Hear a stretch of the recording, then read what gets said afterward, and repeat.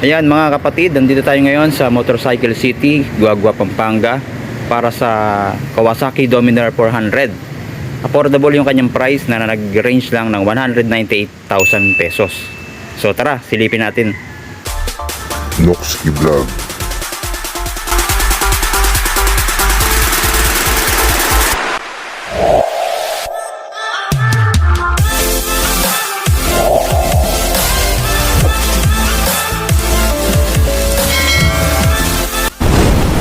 Noxky Vlog.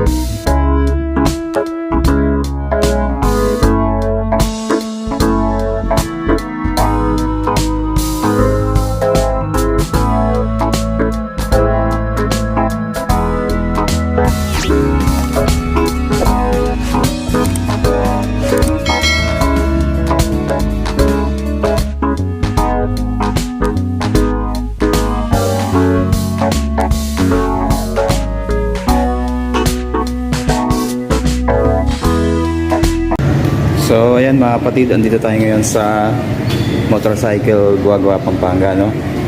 Para dito mga kapatid sa Dominar 400cc na 2022 model mga kapatid. Ayan, no? Nakita natin, napakaganda ng kanyang forma. Tapos ang kulay nito mga kapatid ay matte black mga kapatid, no? Ayan. Kawasaki Dominar 400. ABS na nga pala mga kapatid yung kanyang preno, no? Yan. Yan yung maganda sa kanya. ABS na yung kanyang preno, yung lumabas ngayon. Tapos ang SRP pala nito mga kapatid ay 198,900. Wow! Itong Dominar 400 na to. Pero tingnan muna natin yung kanyang mga specs, no, yung features niya. Ayan, sa signal light niya, ayan, LED na. Tapos pati yung headlight LED na mga kapatid. Ayan, ang ganda ng kanyang headlight, no. Kung nakabukas lang ito makita natin, maganda yung kanyang headlight. Ayan, pure LED. Ayan, no, basta maganda ito mga kapatid pagka nakita natin sa personal, no.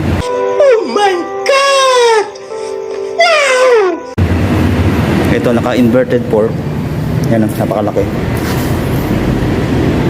Na kulay silver. Tapos sa kanyang mags, ang ganda rin, oh. Napakaganda ng mags nito. Ito yung latest na design ngayon mga kapatid, no.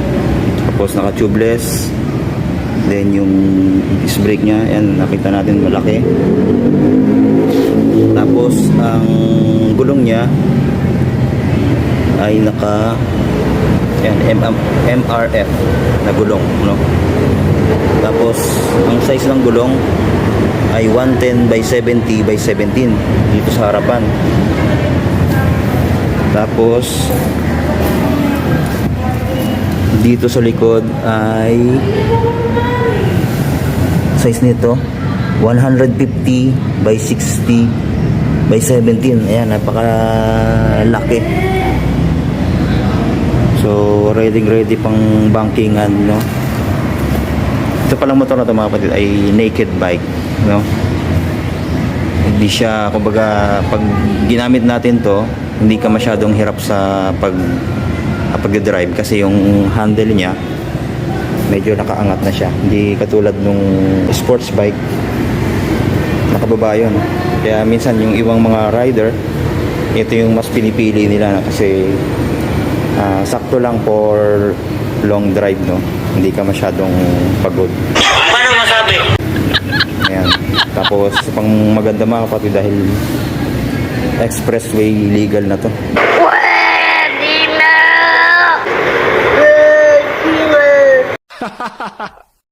Pero ito, makita natin ang kanyang exhaust, yan, naka dual exhaust siya, no? Tapos naka monoshock din na adjustable, mga kapatid.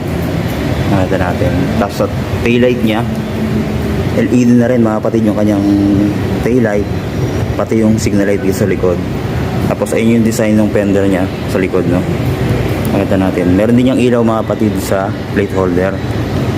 Tapos may reflectorize pa siya dito. Side by side po yun, mga kapatid. Tapos ito, ang ganda nung kanyang emblem dito na Dominar 400. Pati dito sa kanyang tank, no? Nakita natin, ayan, yung Dominar. Napaka-premium ng pagkakagawa. Tapos meron pa yan dito, mga kapatid, mismong panel, ayan, makita natin, no? Digital panel na lahat, no? Fully digital na yan. Ayun yung ginagandahan dyan. Tapos may isa pang magandang feature siya, yung pagka nakabukas, may mga ilaw din niya, lumiilaw din to, yung mga switch niya, no? Pwede na! Ayan yung switch, no? Maganda. Premium yan dahil ano to, no? Kawasaki to, no? Yan, meron din siyang kill switch dito, mga kapatid. Tapos bukasan ng ilaw, meron pa rin. Tapos yung electric starter niya sa throttle, ayan, napakalambot, no? Tapos meron din siyang bar end. Tapos side mirror niya, ayan, nakalagay na, no? Makita naman natin. Yan. Maganda rin yung kanyang stock na side mirror, no? Tapos meron na rin siyang crash guard, no? Nakalagay na. Tapos liquid cooled, mga kapatid, nga pala to. Kaya ready din sa long drive. Tapos ayan, makita natin yung makina niya, oh. Laki, no? Tapos yung spark plug niya, ito. Ayan.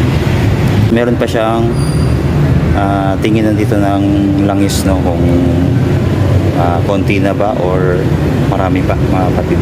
Ito po yung Dominar 400 na bagong-bago. Available po yan dito sa Motorcycle City, no? Tapos kung gusto nyo mag-avail, mga kapatid, ay kontakin nyo na lang si Ma'am Edjet Velasco. Ayan siya, shout out sa kanya. Ayan. So ayan lang po, mga kapatid.